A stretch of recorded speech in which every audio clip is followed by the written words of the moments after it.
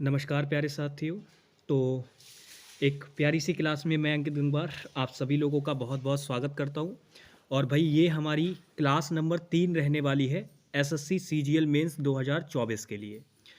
तो 2 क्लासेस मैं ऑलरेडी आपको करा चुका हूँ, यानी कि 2 सेट मैंने आप लोगों को कराए हैं। एक सीजीएल मेंस 2023 का पेपर मैंने आपको कराया था और एक सीजीएल मेंस 2022 का कराया था।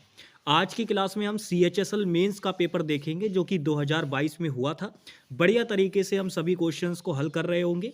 जो भी छोटी छोटी गलतियां होंगी उन पर भी हम लोग नज़र डालेंगे। ठीक है भाई, चलिए तो शुरू करते हैं बिना टाइम वेस्ट किए। पहला क्वेश्चन आप लोगों के सामने है, इसका आंसर कीजिए। आपको एंटोनियम बताना है इस अंडरलाइन वाले वर्ड का। ठीक है, इसका एंटोनियम बताना है। तो ऑडेसियस वर्ड दे रखा है। ऑडेसियस का मतलब क्या होता है भाई? इसका मतलब होता है बहादुर। ठीक है, ऑडेसियस का मतलब क्या होता है? बहादुर। अब इसका आपको एंटोनियम बताना है। तो अगर आप नोटिस करोगे ये अपने आप में एक पॉजिटिव सेंस का वर्ड है। अब आप एक बात बताओ, बोल्ड का मतलब होता है साहसी टाइप का व्यक्ति, बहादुर के ही सेंस में आता है, ये तो सिनोनियम है। फेरोसियस का मतलब होता है खूंखार। तो अगर कोई खूंखार व्यक्ति होगा तो जाहिर सी बात है वो बहादुर भी होगा ही होगा। तो ये भी अपने आप में इसी की कैटेगरी का वर्ड है, हालांकि निगेटिव सेंस में यूज होता है, तो आंसर नहीं बनेगा। फिलहाल ब्राइट का मतलब चमकीला होता है शाइनिंग के सेंस में, तो ये भी आंसर नहीं बनेगा। आंसर बनेगा आपका शाइनिंग, यानी कि ये जो टिमिड वर्ड दे रखा है ये, क्योंकि टिमिड का मतलब होता है डरपोक, जिसको हम कावर्ड भी बोलते हैं। ठीक है, तो डरपोक हमारे क्वेश्चन का क्या बनेगा? Right answer. ठीक है भाई, चलिए नेक्स्ट आगे चलते हैं। नेक्स्ट क्वेश्चन नंबर 2 है। जरा इस क्वेश्चन में बताइए क्या होगा राइट आंसर। क्वेश्चन आपका फिलर का दे रखा है, ज़्यादा खास क्वेश्चन नहीं है। अगर आप छोटी छोटी चीज़ें जानते हैं तो आप आसानी से इस क्वेश्चन को कर देंगे। क्वेश्चन देखिए, कह रहा है quarrels result in confrontations and bring all conversations to a complete standstill. तो इसका मतलब क्या है? देखो, कन्फ्रंटेशन का मतलब होता है एक तरीके से किसी चीज को लेके सहमति वगैरह बताना, वो चीज होती है।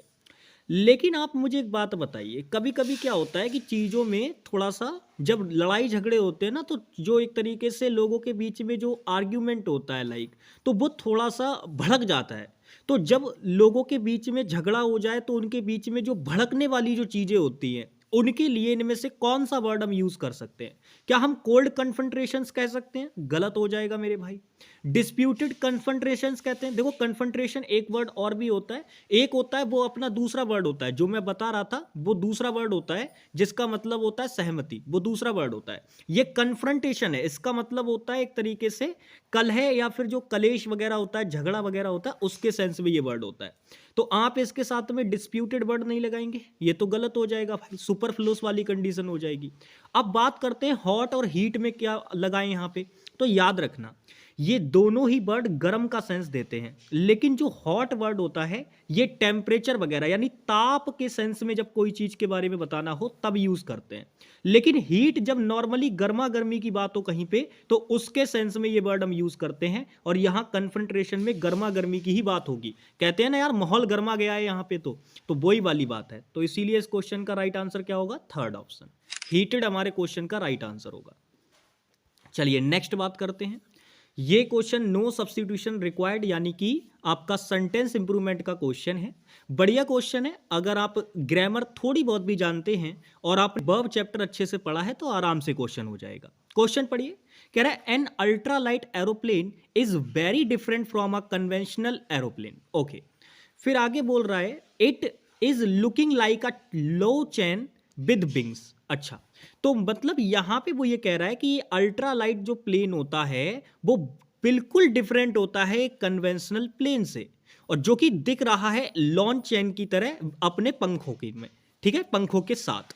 तो अगर हम बात करें, आपको याद होगा यहां पर कोई काम नहीं हो रहा है, यहां उस प्लेन की स्टेट को बताया जा रहा है। यानी जो ये वर्ब यहां आपको दी गई है ये एक स्टेटिव वर्ब है। अब क्या आपको स्टेटिव वर्ब का कॉन्सेप्ट नहीं पता है? दी गई वर्ब यहाँ पे आपकी क्या है? एक स्टेटिव वर्ब है। और मैंने आपको क्या बताया था? जब स्टेटिव वर्ब अपने आप में अपना एक्चुअल मीनिंग रखती है तब वो स्टेट को रिप्रेजेंट करती है, वहां कोई एक्शन नहीं हो रही है, और एक्शन नहीं हो रही है इसी वजह से क्या होता है कि हम उसको कॉन्टिन्यूअस फॉर्म में कभी भी नहीं लिख सकते, बाकी सभी टेंस में लिख सकते हैं, लेकिन कॉन्टिन्यूअस जिसके अंदर आएगा आप स्टेटिव वर्ब को उसमें नहीं लिख पाएंगे। तो मेरे भाई यहां तो कॉन्टिन्यूअस टेंस में ही लिखी हुई है, यानी नो सब्स्टिट्यूशन रिक्वायर्ड नहीं होगा।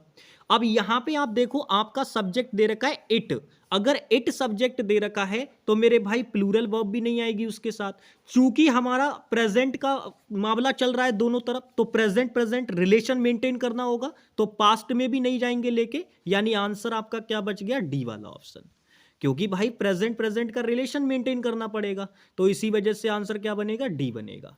ठीक है, तो इसके अंदर देखो कई सारी चीजें लगी।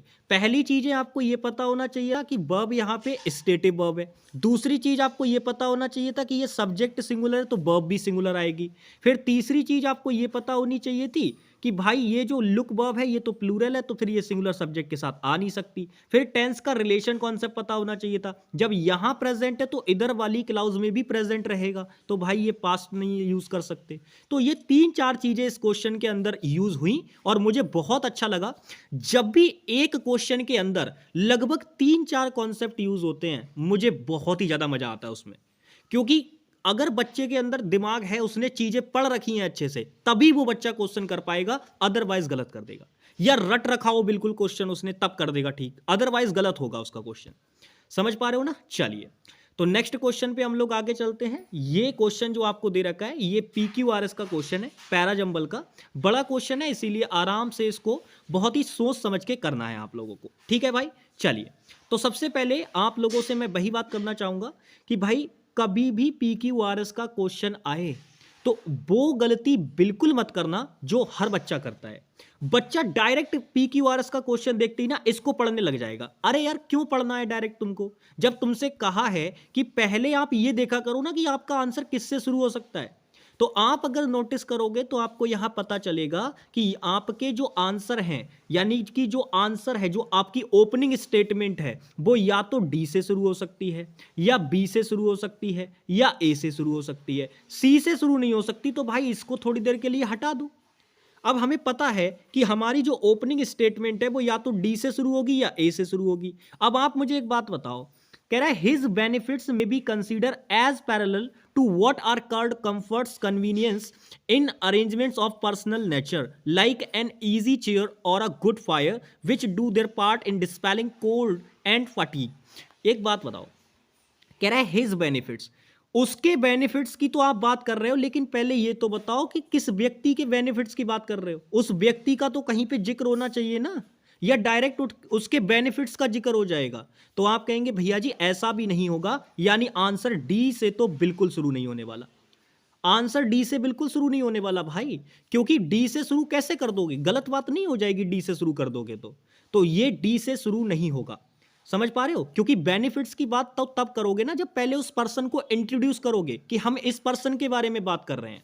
अब आगे देखो, यहां पे द ट्रू जेंटलमैन दे रखा है, ठीक है, यहां पे अ जेंटलमैन दे रखा है, तो भाई यहीं से मैं समझ गया कि पहले ए वाली स्टेटमेंट आएगी फिर सी वाली स्टेटमेंट आएगी, क्योंकि आप अच्छी तरीके से जानते हैं, मैंने आपको बताया था जब हम एक नाउन को सेंटेंस में 2 बार यूज करते हैं, यानी अपनी स्टेटमेंट के अंदर, यानी अपने जो पैसेज वगैरह है उसके अंदर जब एक ही नाउन को 2 बार यूज किया जाता है, तो पहली बार तो हम उससे पहले आर्टिकल ए लगाएंगे क्योंकि वो इंडेफिनिट सेंस में यूज होता है, लेकिन जब हम उसको बाद में यूज करेंगे, दोबारा से उसको यूज करेंगे, तब वो इंडेफिनिट नहीं रहता, वो डेफिनिट बन चुका होता है, क्योंकि हम ऑलरेडी उसकी एक बार बात कर चुके होते हैं, तो फिर उसके लिए द आर्टिकल लगाना होता है। अब देखो यहां पे जेंटलमैन से पहले ए आर्टिकल है और यहां द आर्टिकल है, तो इतना तो तय हो गया कि पहले आपका जो आएगा वो ए आएगा, फिर उसके बाद सी वाली स्टेटमेंट आएगी, यानी ए और सी बाद में होने चाहिए। ए और सी कैसे होने चाहिए मेरे भाई, बाद में होने चाहिए, तो ए और सी बाद में होने चाहिए, लेकिन तुरंत बाद में भी नहीं, ऐसा नहीं कि तुरंत बाद में होने चाहिए, ये भी बात ध्यान रखना अपने आप में, ठीक है। तो यहां पे अगर हम बात करें, आंसर जो आपका बनेगा वो क्या बनेगा, ध्यान से देखिएगा, आंसर होगा इसका सी वाला, ठीक है भाई, सी वाला इसका राइट आंसर हो जाएगा, क्योंकि मैंने कहा कि यहाँ पे ए जेंटलमैन वाली स्टेटमेंट पहले आएगी और यहीं से शुरू होगा, क्योंकि आप जो हैं वो जेंटलमैन के बारे में एक डेफिनेशन बता रहे हैं। तो मैंने कहा था इंट्रोडक्टरी पार्ट के अंदर किसी ना किसी चीज़ के बारे में इंट्रोड्यूस किया जाएगा, किसी चीज़ को इंट्रोड्यूस किया जाएगा। तो यहाँ पे एक जेंटलमैन को इंट्रोड्यूस किया जा रहा है। फिर उसके बाद फिर मेरे भाई आप ही प्रोनाउन या उस चीज़ को यूज़ कर सकते हैं, यानी आपका जो राइट आंसर बनेगा वो ABCD बनेगा। ठीक है, सी वाला ऑप्शन आपका क्या हो जाएगा, राइट हो जाएगा। समझ में आई बात? क्योंकि हमें ओपनिंग स्टेटमेंट ढूंढनी होती है ना, और वो हमारी यहीं से बनेगी क्योंकि इसके बारे में इंफॉर्मेशन है। चलिए नेक्स्ट आगे बढ़ते हैं। Question number 5 one word substitution का क्वेश्चन है, आंसर कीजिए। तो क्वेश्चन कह रहा है an official appointed to resolve a dispute, यानी एक ऑफिसर जो कि अपॉइंट किया जाता है डिस्प्यूट को रिसॉल्व करने के लिए, यानी जो झगड़े वगैरह होते हैं ना उनको सुलझाने के लिए जिस व्यक्ति को अपॉइंट किया जाता है उसको क्या कहते हैं? तो आपको याद होगा उसको कहते हैं बिचौलिया, जो कि होता है आर्बिट्रेटर। ऐसे ही मीडिएटर भी होता है, बट याद रखना मीडिएटर और आर्बिट्रेटर में डिफरेंस होता है। मीडिएटर होता है वो व्यक्ति जो दो लोगों को मिलाने का माध्यम बनता है, लड़ाई झगड़े में नहीं। लाइक जैसे शादी वगैरह करवानी है या दो लोग मकान वगैरह बेच रहे हैं तो उन दोनों को मिलवाने वाला व्यक्ति हो गया, या कोई मतलब एक तरीके से कोई कुछ खरीद रहा है बेच रहा है तो उसके लिए जो होता है वो मीडिएटर होता है। बट लेकिन अगर कोई व्यक्ति स्पेशली ऑफिशियल्स एक तरीके से बुलाया गया है, अपॉइंट किया गया है लड़ाई झगड़े को सॉल्व करने के लिए, तो उसको आर्बिट्रेटर कहते हैं। यानी हमारे क्वेश्चन का राइट आंसर क्या होगा, सीधे सीधे बी वाला ऑप्शन। ठीक है भाई। बाकी अगर हम बात करें एडवोकेट तो वकील होता है, प्लीडर वगैरह आप जानते हो उसको। सूथसेयर का मतलब होता है वो व्यक्ति जो फॉरटेल करता है, यानी कि भविष्य वगैरह बताने वाला व्यक्ति। और कॉन्फिडेंट का मतलब होता है वो व्यक्ति जिससे आप अपने राज बताते हैं, वो व्यक्ति होता है कॉन्फिडेंट, वो व्यक्ति जिसको आप अपने राज बताते हैं। चलिए नेक्स्ट बात करते हैं। एक्टिव पैसिव वॉइस का क्वेश्चन है, विद इन सेकेंड इसको उड़ाइएगा। 5 सेकंड का समय बहुत दिनों से दिया है आपको, अब 4 सेकंड का समय देना है, करिए आंसर। तो मैंने कहा था एक्टिव पैसिव का क्वेश्चन कभी भी आए या फिर डायरेक्ट इनडायरेक्ट का क्वेश्चन कभी भी आए, जितनी चीजें बताई हैं सिर्फ उतनी चीजें अप्लाई करनी है। वर्ब वाला पार्ट देखो, सेकंड फॉर्म ऑफ वर्ब दे रखी है यानी पास्ट इंडेफिनिट, तो इसके पैसिव में मुझे वॉज प्लस थर्ड फॉर्म दिखना चाहिए। क्या यहां दिख रहा है बीइंग आ गया, कॉन्टिन्यूअस है। क्या यहां दिख रहा है, जी बिल्कुल दिख रहा है। यहां इस दिख रहा है, नहीं हो सकता आंसर। अब यहां पे सब्जेक्ट देखो, मैंने कहा था जब भी डबल ऑब्जेक्ट आ जाएं तो आप पैसिव वॉइस बनाने के लिए हमेशा डायरेक्ट ऑब्जेक्ट का इस्तेमाल करेंगे। तो भैया गिफ्ट क्या किया है, गिफ्ट एक सॉफ्ट टॉय, किसे किया है वो बात बाद की है। तो ये इनडायरेक्ट ऑब्जेक्ट है और ये डायरेक्ट ऑब्जेक्ट है, तो सब्जेक्ट हमारा डायरेक्ट ऑब्जेक्ट बनेगा। यहां वॉज गिफ्टेड तो है लेकिन इनडायरेक्ट ऑब्जेक्ट सब्जेक्ट बना रखा है, इसी वजह से हमारे क्वेश्चन का राइट आंसर क्या होगा, सी वाला ऑप्शन। ठीक है, क्योंकि इसमें जो है ना सब्जेक्ट गलत बना दिया, ए वाले ऑप्शन में इनडायरेक्ट ऑब्जेक्ट को बना दिया तो गलत हो जाएगा भाई। नेक्स्ट देखो, यहां पे कह रहा है इसमें भी पैसिव वॉइस बतानी है आपको। चलिए तो ये भी क्वेश्चन आसानी से कर देंगे आप लोग। यहां पे आप अगर नोटिस करोगे तो सेल मॉडल वर्ब दे रखी है, तो मॉडल वर्ब का पैसिव है ये। आपको याद होगा मैंने बताया था बाकी सारी मॉडल वर्ब तो जो होती है वही आती हैं, लेकिन बिल सेल को छोड़ के। बिल सेल में क्या होता है, ये आपस में चेंज हो जाती हैं। अब जैसे सेलर के लिए हमने यहाँ पे सेल मॉडल वर्ब लगा रखी है। अब आप मुझे बताओ अगर आंसर में सेल नहीं हुआ तो उसकी जगह पे बिल हो जाएगा, इसके अलावा तो और कुछ नहीं हो सकता ना। तो बस अब आप ये देखो बिल मॉडल वर्ब या सेल मॉडल वर्ब किस ऑप्शन के अंदर है, तो आप देखोगे क्या यहां दे रखी है, जी बिल्कुल दे रखी है। यहां में दे रखी है, नहीं हो सकता। यहां माइट दे रखी है, नहीं हो सकता। यहां कैन दे रखी है, नहीं हो सकता। केवल एक ही ऑप्शन है जिसके अंदर बिल मॉडल वर्ब दे रखी है, क्योंकि हमें फ्यूचर सेंस में उसको पैसिव में बोलना है, तो इसीलिए ए ऑप्शन हमारा क्या हो जाएगा, राइट आंसर हो जाएगा। विद इन सेकेंड हम इसका आंसर कर सकते थे। ठीक है ना, बिल्कुल मेरे भाई। चलिए नेक्स्ट आगे बढ़ते हैं। ये रहा क्वेश्चन नंबर 8 और ये एरर का क्वेश्चन है, जबरदस्त क्वेश्चन है। लेकिन मैं आपको बताना चाहूंगा यहां पे कई सारे बच्चे जो हैं वो गलती कर बैठे, क्योंकि उन्हें लगा कि पता नहीं इस क्वेश्चन के अंदर क्या ही है, तो वो इधर उधर गड़बड़ निकालने पे लग गए। बट मैं आपको एक मजेदार बात बताता हूं, इस क्वेश्चन को ध्यान से देखिए। कह रहे the students were able to get better from college early so they went to the movies, यानी वो जो है कॉलेज से जल्दी आ गए तो इसीलिए वो लोग कहां चले गए, मूवी चले गए। तो यार एक बात बताओ, क्या इस क्वेश्चन के अंदर आपको क्या लग रहा है किस तरीके का एरर है? अब कई सारे बच्चे ना इसको चेक करने जाएंगे तो वो इसके अंदर ग्रामर बेस एरर निकालने लग जाएंगे। बेटा एक बात बता दूं, इस क्वेश्चन के अंदर ग्रामर बेस एरर ही नहीं है। इसके अंदर अगर आपको फ्रेजल वर्ब पता है तब आप आसानी से आंसर निकाल दोगे, लेकिन अगर फ्रेजल वर्ब पता नहीं है तब गड़बड़ कर दोगे।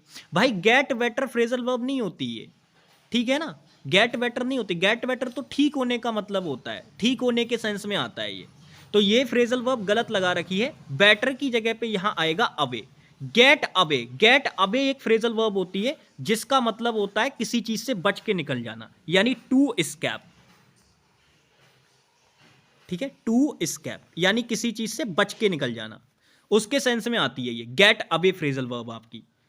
समझ पा रहे हो मेरे भाई, गेट अवे फ्रेजल वर्ब। तो इसी का यहां पे यूज किया गया है कि भाई वो एबल हो गए उस चीज को करने के लिए, यानी स्कूल से जल्दी निकलने में एबल हो गए, तो इसीलिए वो लोग मूवी चलेगा भाई। तो यही इस पार्ट में गड़बड़ है, यानी किस पार्ट में गड़बड़ है आपका भाई, ये रहा आपका पार्ट बी वाला ऑप्शन, इसी में गड़बड़ है, यही आपका राइट आंसर होगा। ठीक है भाई, चलिए नेक्स्ट आगे बढ़ते हैं। ये क्वेश्चन नंबर 9 है, 2 ब्लैंक आपको दे रखे हैं, इनको फिल करना है। अब देखो भाई, जब भी ऐसा फिलर का क्वेश्चन आता है, आपको याद होगा मेरी वोकैबुलरी की 20 क्लासेस उठा के देखना, ऐसे क्वेश्चंस की भरमार करा रखी है मैंने उसके अंदर, इतने क्वेश्चन कराए हैं ऐसे वाले, विद इन सेकंड आंसर निकालना बताया है मैंने। कैसे, मैंने कहा था कभी भी फिलर का क्वेश्चन आए वो भी वोकैबुलरी बेस्ड, तो उसके 2 ही टाइप हैं, या तो आप लोगों को वर्ड दे देगा सीधे सीधे, आपसे कहेगा बता दो भैया कौन सा आएगा इनमें से यहाँ पे, या फिर एक वर्ड देके उसका सिनोनियम या एंटोनियम आपसे ब्लैंक में रखवा लेगा। ये 2 तरीके के क्वेश्चन बनाता है वो। अब यहाँ पे क्या कर दिया, दो की जगह क्या कर दिया उसने, एक ही ऑप्शन में 2 वर्ड कर दिए, ठीक है, यानी उसने आपसे एक ब्लैंक वाला नहीं 2 ब्लैंक वाला क्वेश्चन पूछ लिया। तो ये तो और आसान है भाई, अगर मान लो मुझे पहले ब्लैंक से आंसर निकालने में दिक्कत हो रही है तो मैं दूसरे वाले से निकाल लूंगा, और मुझे पता है कि एक से आ जाएगा बहुत आसानी से आंसर, तो पहले तो मैं चेक करूंगा पहले वाले से। तो चलिए पढ़ते हैं। कह रहा है फिंगर नेल्स एंड टोई नेल्स, यानी जो उंगलियों के नाखून होते हैं और जो अंगूठे के नाखून होते हैं, हेल्प्ड आर, वो हेल्प करते हैं, क्या करने में हेल्प करते हैं भाई, वो हेल्प करते हैं to climb trees, peel fruits and use simple tools, यानी कि पेड़ों पर चढ़ने के लिए और नाखून जो एक तरीके से फ्रूट्स वगैरह होते हैं उनको छीलने के लिए, और एक सिंपल टूल की तरह हम उनको यूज कर सकते हैं। अच्छा भैया जी, चलो फिर आगे देखो।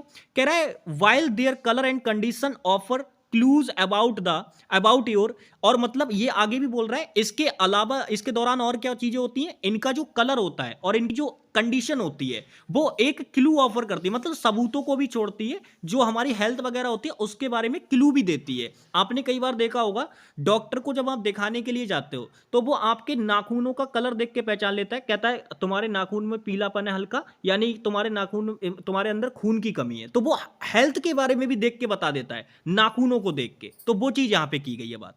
आगे देखो, कह रहा है nail polish turns them into fashion accessories, यानी नेल पॉलिश जो होती है वो इनको किस में टर्न कर देती है, इनको टर्न कर देती है फैशन नेसेसरीज। आपने देखा होगा लड़कियों को, देखो कभी वो नेल पॉलिश लगाती हैं तो कैसे कैसे नाखून कर लेती हैं अपने, बिल्कुल शेरनी के पंजों की तरह काले काले, रेड रेड, ब्लू ब्लू, पता नहीं कैसे कैसे कर लेती हैं भाई, मेरे को तो समझ में ही नहीं आता, 1000 तरीके के कलर निकलेंगे नेल पॉलिश के अंदर उनके। तो वो चीजें हैं, फिलहाल अपने ठहरे सिंपल आदमी, अपने को कोई मतलब नहीं है इन चीज़ों से, करने दो उनको। अब हम बात करते हैं कि इसका आंसर कैसे निकलेगा। देखो भाई, अगर मैं बात करूं फिंगर नेल्स और जो टोई नेल्स होते हैं वो मदद करते हैं क्या करने में, तो भाई वो मदद करते हैं आपके जो पूर्वज होते हैं उनको पहचानने में। तो याद रखना हेल्प्ड आर किसकी मदद करते हैं, हमारे पूर्वजों की मदद करते हैं, एंसेस्टर्स, यानी जो हमारे आने वाले जनरेशन होती है, एक तो डिसेंडियंट्स होते हैं और एक एंसेक्टर होते हैं। तो एंसेक्टर पूर्वज होते हैं मेरे भाई, और जो आपके डिसेंडियंट्स होते हैं वो होते हैं अग्रज, यानी आने वाले, जो आने वाले होते हैं उनको बोलते हैं हमारा क्या, डिसेंडियंट्स। तो आंसर हमारे क्वेश्चन का बस हम तुरंत देखते ही समझ गए कि यहां पे इस चीज की बात हो रही, तो केवल यही एकमात्र वर्ड ऐसा है जो आ सकता है, बाकी ये सारे के सारे मेरे भाई अदर सेंस में वर्ड हैं तो इनका कोई मतलब नहीं है। बाकी देखो हेल्थ जो है इसके बारे में आप क्या कह सकते हैं, तो आप कहेंगे ऑल टुगेदर हेल्थ नहीं होगी कभी, क्योंकि ये नाउन है, तो इसको मॉडिफाई करने के लिए जो वर्ड आएगा वो एडजेक्टिव आएगा। ऑल टुगेदर एडवर्ब होती है, कोई मतलब नहीं है। ऑल इन ऑल का मतलब होता है सर्वे सर्वा, यानी वो व्यक्ति जिसके पास सभी अथॉरिटी हो, हैविंग ऑल अथॉरिटीज, लेकिन बट ये भी आंसर नहीं होगा क्योंकि ये भी एडवर्ब की तरह काम करेगा। यूनिवर्सल हेल्थ होने का कोई मतलब नहीं है, तो ये भी इलॉजिकल है, यानी आंसर हमारे क्वेश्चन का बनेगा डी ऑप्शन। डी ऑप्शन हमारे क्वेश्चन का क्या बनेगा, राइट आंसर। चलिए नेक्स्ट आगे बढ़ते हैं। ये क्वेश्चन नंबर 10 है। सिनोनियम बताना है फेथफुल वर्ड का। तो फेथफुल का मतलब होता है भरोसेमंद। ठीक है, फेथफुल का मतलब क्या होता है? भरोसेमंद। अब यहां पे अगर आप इसका सिनोनियम देखने जाओगे तो मैं जो चीजें सिखाया हूं बस वही चीजें। किसी भी क्वेश्चन का आपको आंसर करने के लिए जो वोकैबुलरी बेस्ड है उसमें आपको सिनोनियम और एंटोनियम के मामले में खासकर आपको पता होनी चाहिए उसकी क्या चीजें, उसका मीनिंग और उसकी कोनोटेशन। इससे आपका आंसर सही होने की प्रोबेबिलिटी 99% हो जाएगी। आप गलत बहुत मुश्किल ही क्वेश्चन करेंगे। कई बार ऐसा होता है हमको मीनिंग तो सभी वर्ड्स के पता होते हैं लेकिन आंसर लगाने में हम फिर भी गलत कर देते हैं। तो भाई इन चीजों से बचने के लिए कोनोटेशन देखना बहुत जरूरी है। जैसे हमें पता है कि फेथफुल का मतलब भरोसेमंद होता है, वफादार होता है, तो भाई ये पॉजिटिव कोनोटेशन का वर्ड है ना। अब इसका सिनोनियम पूछा है तो वो भी पॉजिटिव कोनोटेशन का ही होगा। अब आप देखो, बेवरिंग करने का मतलब होता है हिलने डुलने वाला, नेगेटिव कोनोटेशन का है। फिकल का मतलब होता है अस्थिर, वोलाटाइल, मर्क्यूरियल, ये सारी चीजें, तो ये भी नेगेटिव कोनोटेशन का है। अनट्रस्टवर्दी का मतलब होता है वो चीज जिस पे भरोसा ना किया जा सके, तो ये भी नेगेटिव कोनोटेशन का है। तो भाई ये तीनों तो आंसर ही नहीं हो सकते। आंसर तो आपका जो बचा वही है, क्योंकि हमें पॉजिटिव कोनोटेशन का वर्ड चाहिए। तो डिवोटेड का मतलब होता है किसी चीज के प्रति समर्पित होना पूरी तरीके से, यानी भरोसेमंद होना। नेक्स्ट आ जाओ, ये रहा question number 11। Bad blood idiom का मीनिंग बताना है। बताइए क्या होगा? बैड ब्लड ईडियम का मीनिंग बताना है। तो अगर आप नोटिस करोगे भाई, बुरा खून किसका होगा? तो आप कहेंगे भैया वही व्यक्ति का तो बुरा खून होगा जो एक तरीके से दुश्मनी निभाएगा हमसे। तो आप नोटिस करो यहां तो सब अच्छे रिलेशन की बात हो रही है, तो ये तो पॉजिटिव वर्ड्स हैं, कोई मतलब ही नहीं है आंसर बनने का। एनिमिटी हमारे क्वेश्चन का राइट आंसर होगा। डी ऑप्शन हमारे क्वेश्चन का क्या होगा? राइट आंसर होगा। ठीक है भाई, डी ऑप्शन हमारे क्वेश्चन का क्या होगा? राइट आंसर होगा।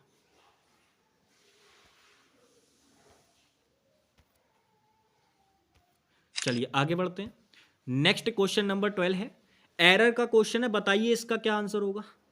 क्वेश्चन पढ़िए, कह रहा है द फॉलोइंग सेंटेंस। भाई एरर का क्वेश्चन है, क्वेश्चन पढ़ना है डायरेक्ट। तो क्वेश्चन कह रहा है the police could not hold on the people for long as they gathered in large numbers. तो कह रहा है पुलिस ज्यादा देर तक उन लोगों को नहीं रोक सकी, ज्यादा देर तक नहीं रोक सकी, एज दे, जैसा कि वो लोग क्या हो रहे थे, जब जैसे जैसे वो लोग बड़े नंबर में इकट्ठे हो रहे थे। तो भाई जब वो बड़े नंबर में इकट्ठे हो रहे थे तो पुलिस जो है ज्यादा देर तक उनको नहीं रोक पाई, क्योंकि वो बहुत बड़े नंबर में इकट्ठे हो गए थे वहां पे, तो उनको नहीं रोक पाई पुलिस ज्यादा देर। तो देखो, होल्ड ऑन अगर होता है तो ये बेसिकली किसी चीज को डिले करने के सेंस में आता है। अगर हम पीपल्स को रोकने की बात कर रहे हैं, लोगों को रोकने की बात कर रहे हैं, तो यहां पे होल्ड ऑन फ्रेजल वर्ब गलत हो जाएगी दोस्त। होल्ड ऑन फ्रेजल वर्ब का मतलब होता है किसी को एक तरीके से डिले कराना, किसी चीज में देरी करना। ठीक है, स्टॉप करके रखना किसी चीज को, थोड़ी देर के लिए टाले रखना, टालने के सेंस में ये फ्रेजल वर्ब आती है होल्ड ऑन। या किसी को पकड़ने के सेंस में आती है, उसके सेंस में आती है। लेकिन होल्ड ऑन वैसे नहीं, जब किसी को रोक के रखा जाता है तो उसके लिए फ्रेजल वर्ब आती है होल्ड बैक। ठीक है, और इसका मतलब होता है किसी को रोक कर रखना। ठीक है, ये इस फ्रेजल वर्ब का मतलब होता है, रोक कर रखना। तो हमारे क्वेश्चन में गड़बड़ कहां दे रखी है? ये रही डी पार्ट में, यानी यही हमारे क्वेश्चन का क्या है? आंसर है। ठीक है, तो फ्रेजल वर्ब का क्वेश्चन था। आई होप कि आप इसको कर पाए होंगे। बाकी नेक्स्ट आगे चलते हैं। यहां आपको बतानी है गलत स्पेलिंग। तो आप मुझे बताओ, मैंने आपको कितने क्वेश्चन करा रखे हैं इनकरेक्ट स्पेल्ड और करेक्ट स्पेल्ड वाले? आपको हर तरीका मैंने सिखा रखा है, चाहे वो सेंटेंस के अंदर आ जाए, चाहे वो डायरेक्ट आपसे पूछ ले, किसी भी तरीके से पूछे।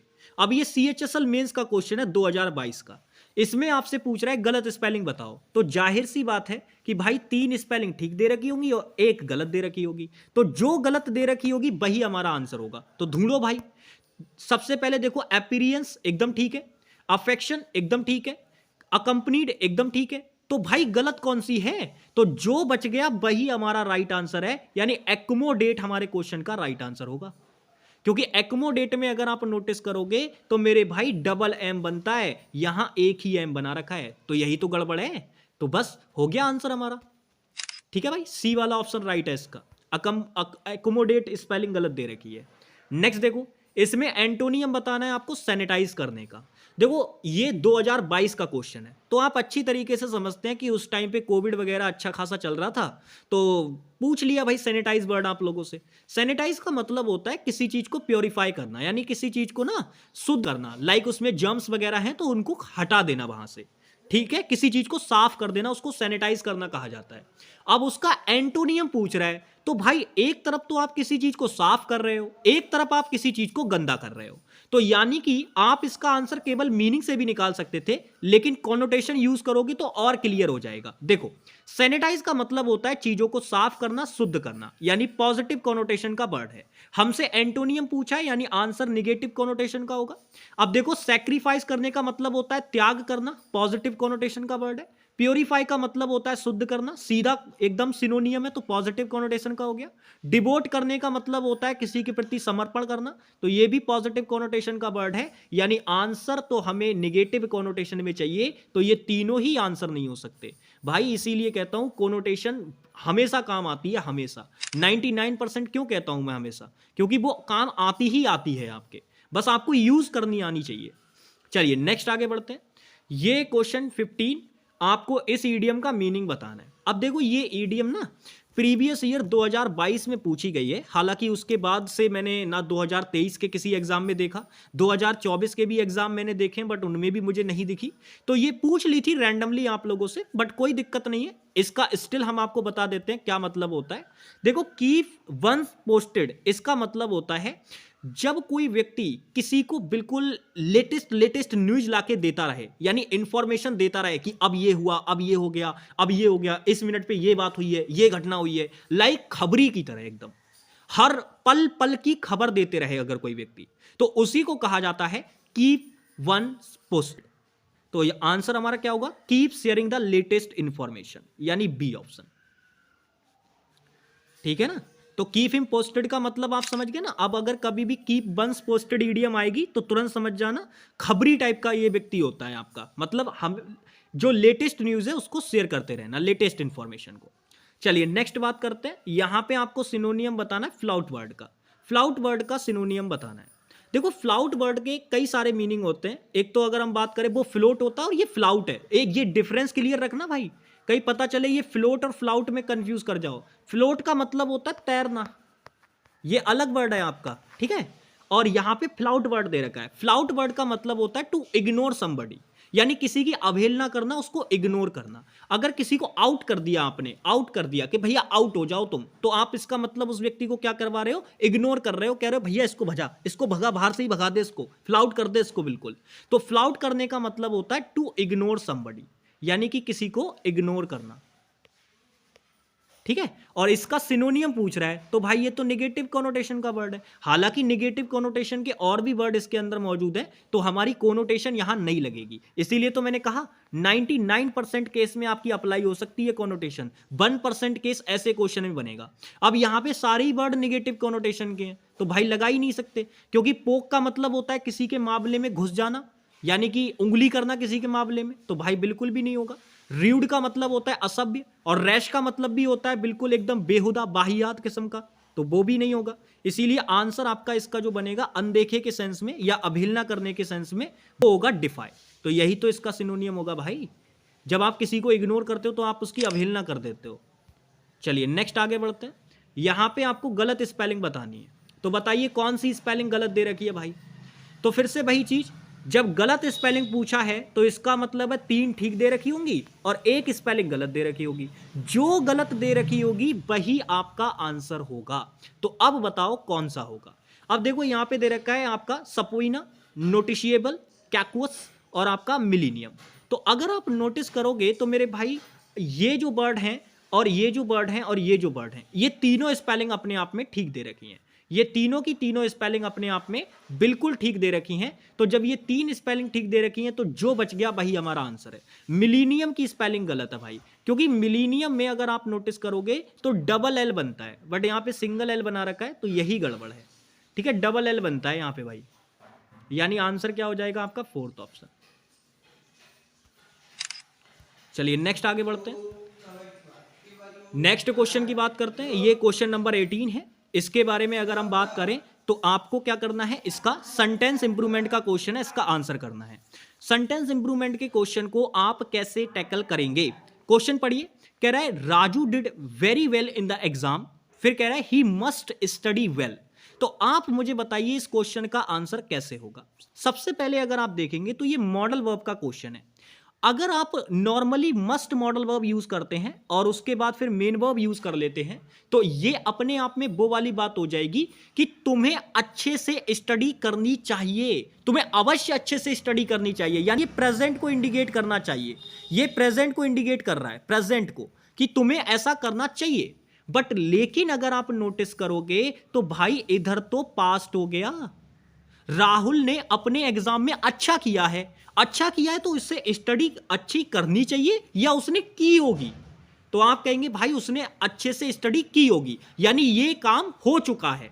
और अगर ये काम हो चुका है तो हमें मॉडल तो यूज करनी है लेकिन परफेक्ट सेंस में।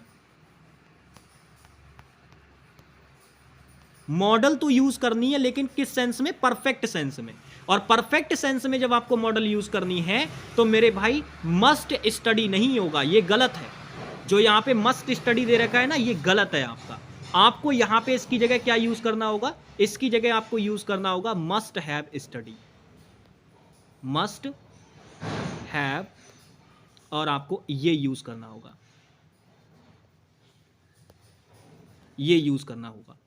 समझ में आ गई बात? तब बात आपकी बिल्कुल ठीक बनेगी कि उसने अवश्य ही अच्छे से पढ़ाई की है, तभी उसने एग्जाम में अच्छा किया है राजू ने। समझ में आ गई बात? तो चलिए फिर आंसर लगाते हैं इसका। किस पार्ट में गड़बड़ है भाई? अगर आप देखोगे तो मस्ट हैव स्टडी कहां दे रखा है, क्योंकि इंप्रूवमेंट का क्वेश्चन है। अब यहां पे आप नोटिस करो, यहां पे दे रखा है शुड हैव स्टडी। भाई शुड हैव स्टडी का मतलब है कि करनी चाहिए थी, की नहीं है, करनी चाहिए थी। तो ये तो गलत बात हो गई, अनरियल बात हो गई ये तो ये तो गलत हो जाएगा। यहां पे नो सब्स्टिट्यूशन रिक्वायर्ड नहीं होगा क्योंकि गलती दे रखी है। मैं नहीं बोल सकते क्योंकि मॉडल वर्ब चेंज हो जाएगी। अब उसने अच्छे से परफॉर्म किया एग्जाम में तो अच्छे से स्टडी की है ना, अवश्य अच्छे से स्टडी की है। बिना अच्छे से पढ़े नंबर आ जाएंगे अच्छे पेपर में? बिल्कुल नहीं आएंगे। तो ये भी आंसर नहीं होगा, आंसर होगा आपका सी वाला ऑप्शन। बाकी आप इसमें अगर एक चीज और जाने तो आपको याद होगा मैंने कहा था मे मॉडल वर्ब जो होती है वो पॉसिबिलिटी को बताती है। हालांकि मे 60% पॉसिबिलिटी को बताती है, स्ट्रांग पॉसिबिलिटी।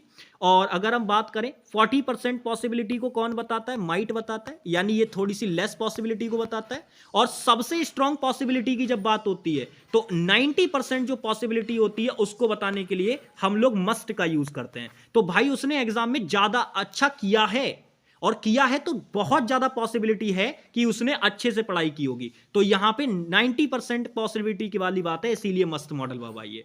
यहां में इसीलिए नहीं लगा सकते क्योंकि ऐसा थोड़ी ना है कि कम पॉसिबिलिटी की बात हो रही है, तो ये मीडियम पॉसिबिलिटी के सेंस में आता है।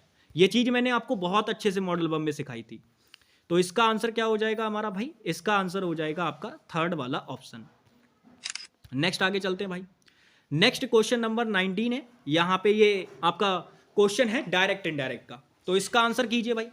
देखो डायरेक्ट इनडायरेक्ट के क्वेश्चन में मैंने आपको सीधे बताया था कि भाई आपको बिल्कुल भी परेशान नहीं होना है। डायरेक्ट इनडायरेक्ट के क्वेश्चन के अंदर आपको बस रिपोर्टेड स्पीच वाला पार्ट देखना है, उसी से आपके आंसर आने के चांसेस रहेंगे।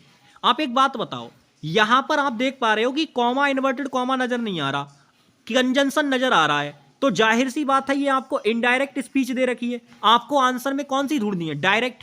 अब ढूंढो। तो आप कहेंगे भैया यहां अपलाउडेड दे रखा है। मैं अपलाउडेड देखते ही समझ गया कि यहां पे कहीं ना कहीं एक्सक्लेमेटरी सेंटेंस बनने के चांसेस हैं। और आप देखो आपके ऑप्शन में एक्सक्लेमेटरी सेंटेंस दिया गया है, एक एक्सप्रेशन दिया गया है ब्रावो लगा के।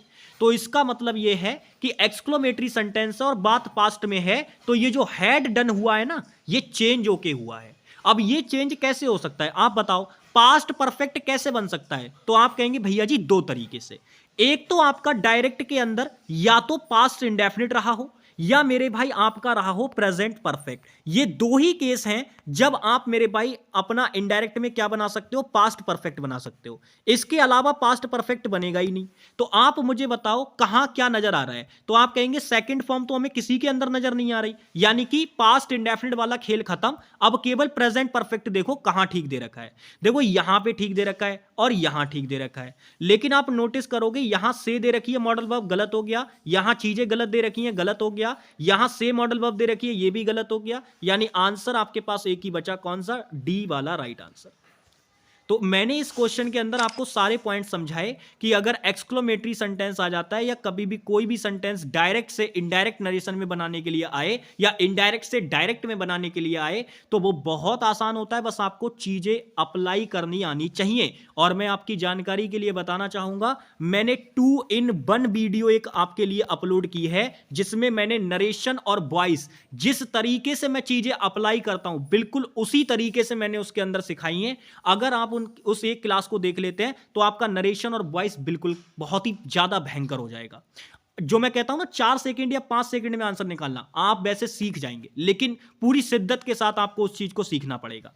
चलिए नेक्स्ट आगे बढ़ते हैं। ये क्वेश्चन नंबर 20 है और ये भी उसी तरीके का क्वेश्चन है फिलर का, और इसमें भी 2 फिलर आपको दे रखे हैं, यानी बड़ा फिलर का क्वेश्चन है। बट हम क्या इससे डर रहे हैं, हमें भी पता है जितना बड़ा फिलर उतना ही आसान उसका तरीका। तो पहले तो आप स्टेटमेंट को पढ़ लो जिससे कि आपको आइडिया लग जाए कि ये किस चीज के बारे में है। तो रेप्टाइल्स का मतलब होता है वो लोग जो रेंग कर चलते हैं, यानी जो वो वाले जीव नहीं होते जैसे मगरमच्छ हो गया, सांप हो गया, छिपकली हो गई, ये सारे के सारे रेप्टाइल्स की कैटेगरी में आते हैं। ये सब क्या करते हैं, रेंग कर चलते हैं। तो चलिए कह रहा है reptiles dash from amphibians For a long period of 160 million years in Earth's history, reptiles were the dominant form of life on the planet and in an enormous variety of shapes and sizes. Okay. अब आप मुझे यहां पे बताइए कि reptiles के साथ यहां कौन सा वर्ड आ सकता है, यहां। अब ध्यान से मेरी बात समझना, आपको मजेदार बात बताता हूं। इन्वॉल्व जो वर्ड होता है ये एक इंट्रांजिटिव वर्ब होती है, लेकिन इन्वॉल्व इन समथिंग होता है, यानी इन्वॉल्व के बाद जो प्रेपोजिशन आती है वो इन आती है मेरे भाई। बट यहां तो फ्रॉम प्रेपोजिशन दे रखी है, तो इसका मतलब जो है ये तो आंसर नहीं हो सकता। ठीक है ना। अब आप यहां पे समझना, कई सारे बच्चे केम फ्रॉम समथिंग समझ लेंगे कि भाई रेप्टाइल्स जो हैं वो एम्फीबियन की कैटेगरी से आते हैं। चलो मान लिया कि पहले ब्लैंक में केम आ जाएगा, लेकिन फिर एग्जिस्टेड तो नहीं आ पाएगा, क्योंकि ये तो थकान के सेंस में होता है। तो प्लैनेट एंड एग्जिस्टेड बोलोगे भाई, गलत नहीं हो जाएगा फिर ये, तो ये चीज गलत हो जाएगी फिर भाई, तो इसको नहीं लगाएंगे। एग्जिस्टेड का मतलब थकान के सेंस में है, तो ये तो नहीं होगा आंसर। यानी कि अब हमारा ये सी वाला ऑप्शन भी खत्म हो गया। अब एक बात बताओ, रेप्टाइल्स डेवलप करेंगे खुद को एम्फीबियंस से, गलत बात है। वो क्या करेंगे, इवॉल्व होंगे। इवॉल्व का मतलब होता है उत्पन्न होना एक तरीके से, तो वो चीज है। मतलब रेप्टाइल्स जो हैं वो इस कैटेगरी से बिलोंग करते हैं, इवॉल्व करते हैं। ठीक है। और यहां पे अगर हम बात करें planet and exist in enormous variety, कोई चीज वैरायटी में अगर एग्जिस्ट करती है, वैरायटी जो होता है विभिन्न विभिन्न प्रकार की जो चीजें होती है उनमें एग्जिस्ट करता है स्थितियों में, तो वैरायटीज में क्या करता है, कोई भी चीज एग्जिस्ट करती है मेरे भाई। तो हमारे क्वेश्चन का जो राइट आंसर बनने की कगार पे है वो ये केवल ये वाला ऑप्शन है। ये ऐसे ऐसे इसके अंदर दोनों वर्ड्स दे रखे हैं जो कि बहुत आसानी से आंसर बन जाएंगे। इवॉल्व वर्ड का मीनिंग भी मैंने आपको बता दिया, एग्जिस्टेड का भी मीनिंग बता दिया, तो इसको बिल्कुल अपने दिमाग में फिट कर लेना भाई।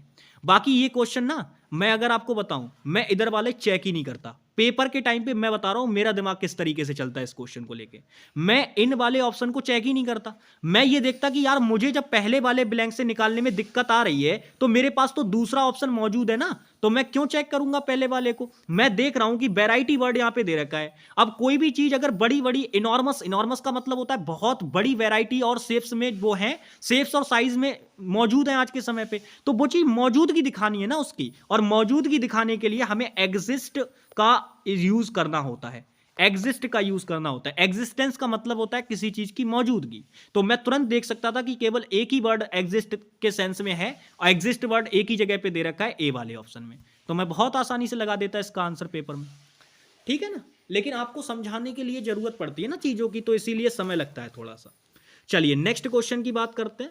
अब यहां पे ये रीऑर्डरिंग का क्वेश्चन है भाई, ये क्वेश्चन है रीऑर्डरिंग का।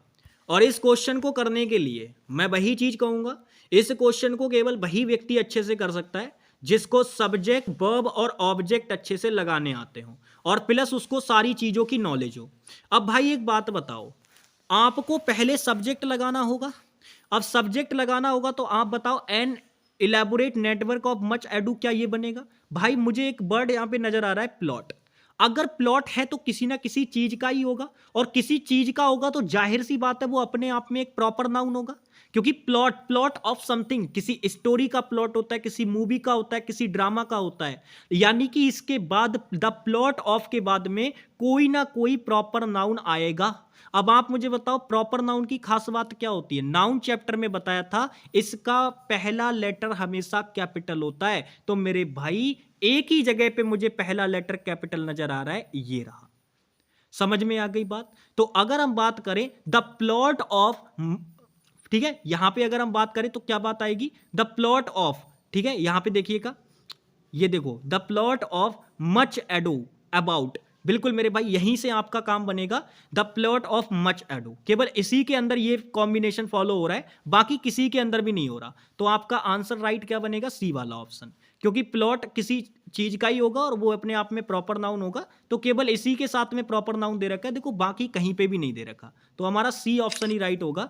बाकी देखो यहाँ पे स्कीम्स एंड ट्रिक्स लगा दिया तो इनका प्लॉट थोड़ी ना होता है, यहाँ पर भी स्कीम्स एंड ट्रिक्स लगा दिया तो इसका प्लॉट थोड़ी ना होता है। तो आंसर आपका क्या होगा भाई? सी वाला ऑप्शन, ठीक है ना। तो the plot of much ado about nothing is an elaborate network of scheme and tricks, बिल्कुल ठीक बात है। चलिए नेक्स्ट आगे बढ़ते हैं। ये क्वेश्चन नंबर 22 है, यहां पे आप डायरेक्ट स्पीच बतानी है भाई इसकी। तो सबसे पहले अगर आप नोटिस करोगे, यहां पे आप देखो एक्सक्लेम्ड विद जॉय, इसको देख के ही समझ जाना है कि ये एक्सक्लेमेटरी सेंटेंस है। लेकिन ये एक्सक्लेमेटरी सेंटेंस तो है, लेकिन आप एक चीज अगर नोटिस कर पा रहे होगे तो मेरे भाई ये अपने आप में कैसे वाला है? देखो यहां पे लगा रखा है that it was an attractive site, तो उसने यहां पे क्या किया है? यहां पे व्हाट या फिर हाउ वाला स्ट्रक्चर यूज किया हुआ है, ठीक है। अगर व्हाट या हाउ वाला स्ट्रक्चर यूज किया हुआ है तो आप अच्छी तरीके से जानते हैं उस स्ट्रक्चर में क्या होता है, तो आप कहेंगे भैया जी हाउ या फिर व्हाट लगा हुआ होगा, ठीक है। उसके बाद फिर आपको सब्जेक्ट लगा के देगा, ठीक है, यानी कि उस चीज के बारे में बात करेगा, यानी कि ऑब्जेक्ट लगा के देगा, और फिर आपको मेरे भाई वो सब्जेक्ट लगा के देगा एक, और फिर आपको वर्ब लगा के देगा। ये स्ट्रक्चर होगा कुछ ना कुछ उस तरीके का। तो ये इंपरेटिव का स्ट्रक्चर होता है, और लास्ट में सबसे इंपॉर्टेंट चीज ये एक्सक्लेमेशन मार्क लगा हुआ होता है। अब आपको ये स्ट्रक्चर उसके अंदर दिखना चाहिए।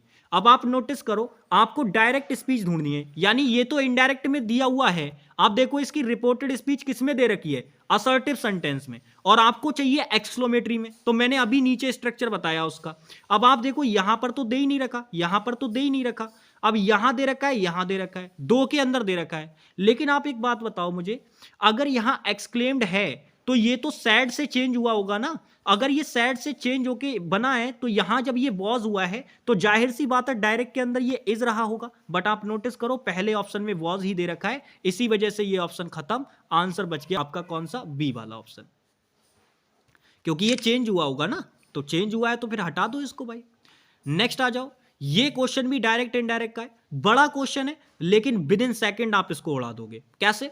सबसे पहले मैंने कहा डायरेक्ट इनडायरेक्ट का क्वेश्चन आए या एक्टिव पैसिव का क्वेश्चन आए, आपका टारगेट वर्ब वाला पार्ट होना चाहिए। आप नोटिस करो आपको इनडायरेक्ट स्पीच चाहिए, बट लेकिन एग्जामिनर ने क्या किया इस बार? सीधे सीधे यहां पर भी टोल्ड यूज कर दिया, कंफ्यूज करने की कोशिश कर रहा है आपको। फर्क ही नहीं पड़ना, आप बस इतना देखो पास्ट में है तो मतलब इधर टेंस संबंधी चेंजेस होंगे।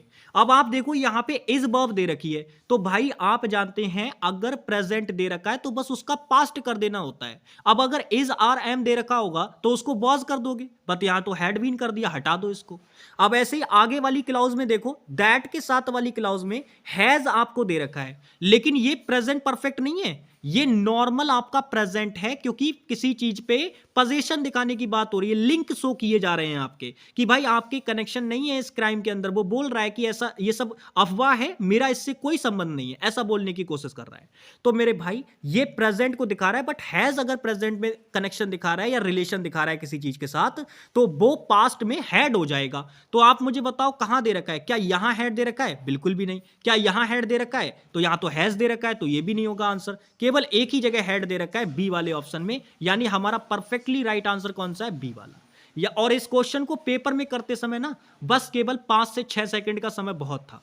एक बेहतरीन स्टूडेंट के लिए 5 से 6 सेकंड का समय बहुत था, आराम से इस क्वेश्चन को उड़ा देता। लेकिन जो नॉर्मल टाइप का स्टूडेंट होता है एटलीस्ट, यानी कि वो व्यक्ति जिसने बिल्कुल अपनी तैयारी शुरू की है और 2-3 महीने ही हुए हैं उसको तैयारी करने के लिए, उसके सामने अगर ये क्वेश्चन आता तो वो बेचारा हड़बड़ा जाता। क्यों? क्योंकि जो लेंथ होती है क्वेश्चन की, लेंथ ऑफ जो क्वेश्चन होती है वो बहुत ज़्यादा मैटर करती है उन बच्चों के लिए जो एकदम बिल्कुल शुरू किए होते हैं तैयारी और बहुत नए नए होते हैं, क्योंकि वो एंथुजियास्टिक तो ज़्यादा होते हैं बट लेकिन उनके अंदर एक चीज़ की कमी होती है, वो होती है पेशेंस और मेरे भाई अपने माइंड को शांत रखना। क्योंकि जैसे ही वो बड़ा क्वेश्चन देखते हैं वो हड़बड़ा जाते हैं, उन्हें लगता है यार ये कैसे होगा इतना बड़ा क्वेश्चन। तो वो चीज़ें हैं मेरे भाई। बट मैं आपको बता दूं, जितना बड़ा क्वेश्चन होता है उतनी ही लल्लू वाली हिंट उसके अंदर दी गई होती हैं, बस आपको वही पकड़नी होती हैं। चलिए क्वेश्चन नंबर 24 की बात करते हैं। वन वर्ड सब्स्टिट्यूशन का क्वेश्चन है, बताइए क्या होगा राइट आंसर। कह रहा है giving cause for legal action. अगर लीगल एक्शन के लिए आप कोई कारण दे रहे हैं तो वो क्या कहलाएगा। देखो एक्शन वर्ड इसके अंदर खुद ही इंक्लूड है, तो जब आप लीगल एक्शन के लिए कुछ कर रहे हैं, फॉर एक्शन अगर कोई चीज होती है तो वो एक्शनेबल होती है। ये बहुत ही इजी क्वेश्चन था, आसानी से आप इसको कर सकते थे। बाकी लीगलाइजिंग का मतलब होता है किसी चीज को वैध करना, लॉफुल का मतलब होता है कानूनी, और ऑब्जेक्शनेबल का मतलब होता है ऐसी चीज जिनको ऑब्जेक्ट किया जा सके, यानी उनका विरोध किया जा सके, अपोज किया जा सके। ठीक है, ऑब्जेक्शन माय लॉर्ड सुना है ना, कोड वगैरह में सुना होगा बहुत ज्यादा आप लोगों ने ये चीज। चलिए नेक्स्ट बात करते हैं। ये क्वेश्चन नंबर 25 है, यहां पे पैसिव वॉइस आपको बतानी है। तो भाई आप अगर एक चीज नोटिस करोगे, इस क्वेश्चन का आंसर आप मात्र 4 सेकंड में उठा के फेंक सकते हो। आप कहेंगे भैया जी कैसे। मैंने देखा कि यहां पे कॉन्टिन्यूअस टेंस है और मुझे पैसिव वॉइस ढूंढनी है, तो मैं पैसिव वॉइस में अगर कॉन्टिन्यूअस टेंस मुझे ढूंढना है तो मैंने आपको क्या ये सीधे बात नहीं लिखा रखी है कि भाई अगर कॉन्टिन्यूअस ढूंढना है पैसिव वॉइस के अंदर तो उसमें बीइंग जरूर होगा। अब आप नोटिस करोगे तो केवल एक ही ऑप्शन के अंदर बीइंग दिखेगा, सी वाले के अंदर। बाकी ढूंढ लो, क्या यहां बीइंग है, बिल्कुल भी नहीं। क्या यहां है, बिल्कुल भी नहीं। या तो बीइंग दे रखा है तो ये तो परफेक्ट की बात करेगा, यहां दे रखा है बिल्कुल भी नहीं, तो इसीलिए आंसर क्या होगा, C option. Within second उड़ा सकते हो बिल्कुल। नेक्स्ट आ जाओ, ये पैराजंबल का क्वेश्चन है भाई, करो इसका आंसर। अब यहां पे ये वाला जो आपको पैराजंबल दिया है, ये आप ऐसे मान के चलिए कि दो औरतों के बीच की बात है। यहां पे दो औरतों के बीच की बात है। अब यहां पे पहली वाली स्टेटमेंट यानी पहली वाली बात और एक दूसरी वाली बात जो है वो अपने आप में साइलेंट कर दी गई है, ठीक है। लेकिन उनके बीच की ये बातें जो आपको दे रखी हैं, इनको आपको बताना है कि कैसे करके इनको अरेंज किया जाएगा। अब आप समझिएगा, सबसे पहले कह रहा है डू यू स्टिल रिकॉग्नाइज मी, क्या आप अभी भी मुझे पहचान पा रही हैं। मैंने कहा क्या आप मुझे अभी भी पहचान पा रही हैं, मैंने कहा। यानी एक लड़की आई है, उसने कहा है क्या आप मुझे अभी पहचान सकती हैं, क्या आप मुझे अभी भी पहचान सकती हैं, मैंने कहा।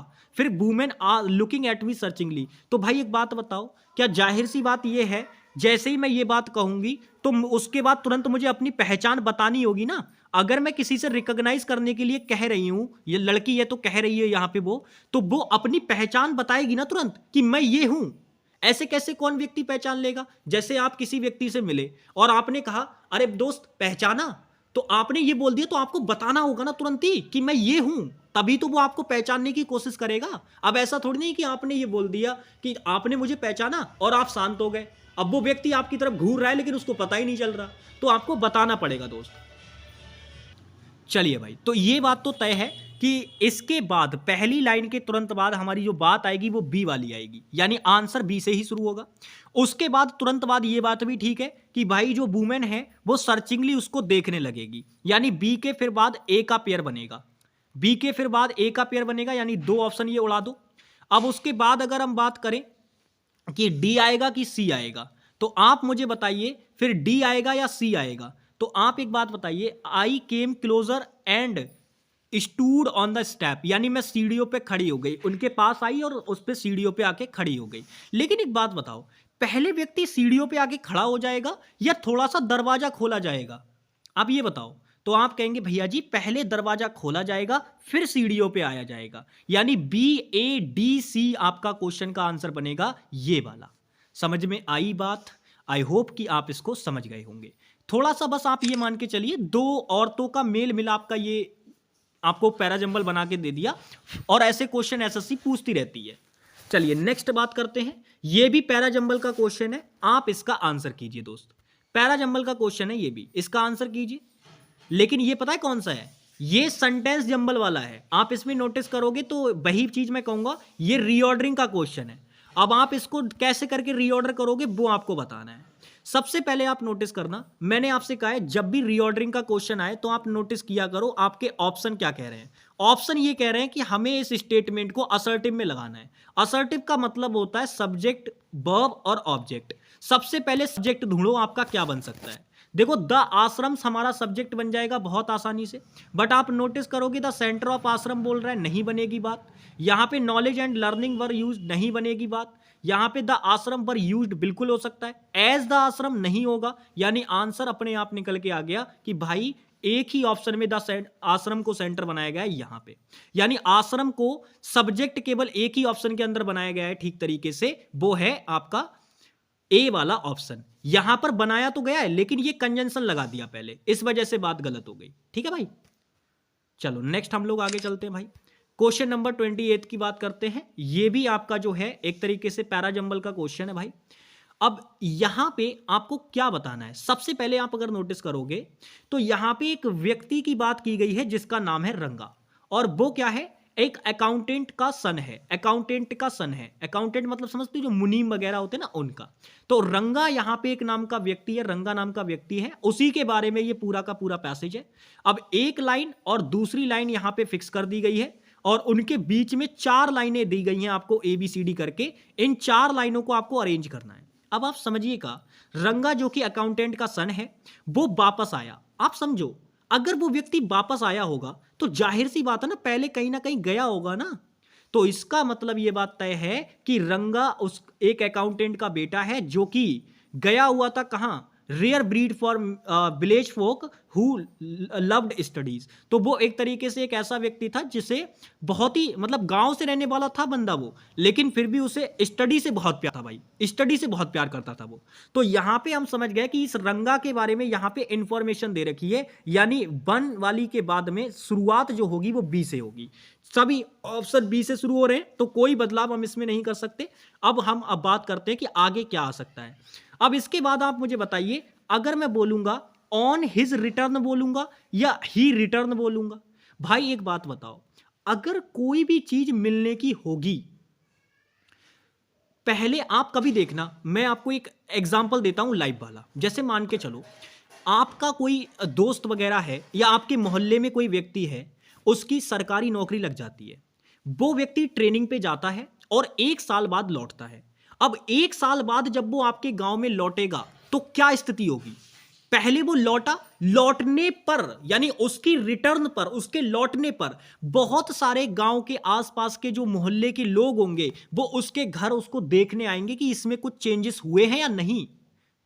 ठीक है ना, उससे मिलने आएंगे लोग, उससे अपने अपने रिश्ते निकालेंगे कि अरे ये तो हमारे चाचा का लड़का है, अरे ये तो हमारे भाई का लड़का है, ये तो हमारा दोस्त है, दोस्त जिगरी यार। वो वाली हरकतें करेंगे या नहीं करेंगे? तो मेरे भाई ये बात बिल्कुल ठीक है कि पहले ए वाली बात होगी, पहले वो व्यक्ति वापस आएगा, उसके बाद उसके वापस आने पर जो चीजें होंगी वो बाद की बात है। यानी ए के तुरंत बाद सी का पेयर बनेगा, तो आंसर हमारा बनेगा BAC। कहां नजर आ रहा है भाई BAC?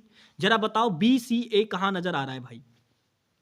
BCA कहां नजर आ रहा है? ध्यान से देखकर मुझे बताइए।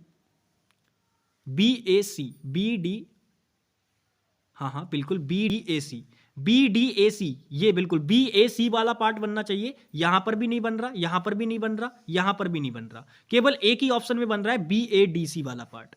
BAC वाला पार्ट केवल एक ही में बन रहा है, ये देखो BAC केवल इसी में बन रहा है, और बाकी फिर डी वाली स्टेटमेंट तो आएगी आएगी भाई। वो बेंगलोर गया हुआ था ना अपनी स्टडी पढ़ने के लिए, तो वो भी तो बतानी पड़ेगी, तो वहां से वापस आया है। ठीक है, तो पहले बी वाली स्टेटमेंट आएगी, फिर डी वाली, फिर ए वाली और फिर सी वाली। यानी हमारे क्वेश्चन का राइट आंसर क्या बनेगा? ये वाला ऑप्शन। चलिए नेक्स्ट हम लोग आगे बढ़ते हैं भाई। नेक्स्ट अब हम लोग जो है देखो, अब हम लोगों ने अपने सारे क्वेश्चन कर लिए हैं नॉर्मल वाले। अब हम लोग जो है वो कॉम्प्रिहेंशन वाले पार्ट पे आ जाएंगे, जिसके अंदर मैं आपको एक क्लोज टेस्ट पूछा गया था वो कराऊंगा, और लगभग लगभग 2 हमारे रीडिंग कॉम्प्रिहेंशन पूछे गए थे, तो वो मैं आपको कराऊंगा। तो चलिए शुरू करते हैं। सबसे पहले हम लोग रीडिंग कॉम्प्रिहेंशन करेंगे, फिर लास्ट में एक छोटा सा क्लोज टेस्ट है उसको करेंगे। तो मेरे साथ साथ इसको पढ़िएगा, मैं इस पे पेन बिल्कुल भी नहीं चलाऊंगा ताकि आपको पढ़ने में आसानी हो, बस मैं नॉर्मली पढ़ूंगा, आप भी मेरे साथ पढ़िए। तो पढ़िए, कह रहा है China and India together will account for more than a third of the estimated global population which is expected to hit 8.045 billion by mid-year, according to the United Nations Populations Fund (UNFPA) States of Bird Population Report for 2023. But contrary to public perception, population growth has been slowing in both countries, particularly in China, which recorded a population decline for the first time in 6 decades last year.